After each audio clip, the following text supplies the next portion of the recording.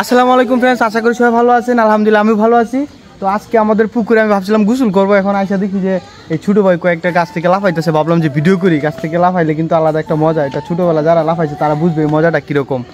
তো এখানে যে দুজন এরা পরে লাফাবে, এখানে একটা আছে কচি করে ভয় পায়, তো এই জন্য অল্প ছোটো জায়গা থেকে লাফাবে। আর একটা আছে সাংঘাতিক, এই সাংঘাতিকটা ওখানে দাঁড়ায় রয়েছে, ওই যে ওখান থেকে লাফাবে। লাফা, সমস্যা নাই।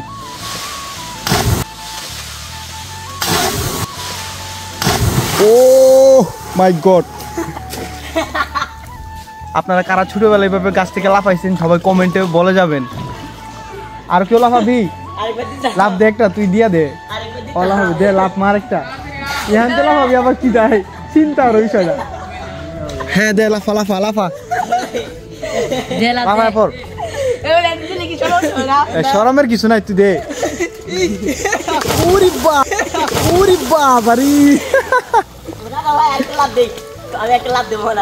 আবার দিবি? আমাদের এই পুকুরে হেলানো সুপারি গাছ ছিল, আমরা এই সুপারি গাছে উঠে তারপরে লাফাইতাম। আমার দাদির সুপারি গাছ ছিল, এই গাছগুলা দাদু মারা গেছে, গাছও মারা গেছে, পানিতে পড়ে গেছে দুইটা, এই জন্য আর গাছও নয়, আমরাও চলে গেছি বাড়ি থেকে, আর লাফানো হয় না। এখন আমাদের পরবর্তী জেনারেশন এই জন্য এরা আছে, এরা লাফায়। আমি এখানে গোসল করার প্ল্যান করছিলাম, এখন দেখি যারা লাফাইতেছে, ভাবলাম একটু ভিডিও করি, সবাইকে দেখাই। তো এই ছিল আজকের ভিডিও, সবাই ভালো থাকবেন, সুস্থ থাকবেন, আল্লাহ হাফেজ।